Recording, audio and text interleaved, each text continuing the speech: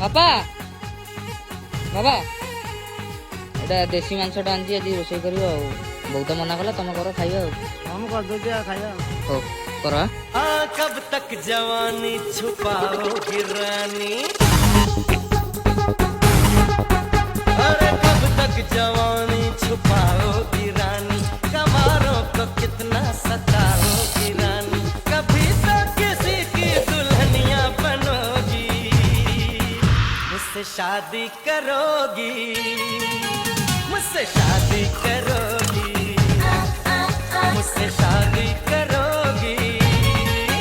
मुझसे शादी करोगी और कब तक जवानी छुपाओगी रानी कवारों को कितना सताओगी रानी कभी तो किसी की दुल्हनिया बनोगी मुझसे शादी करोगी।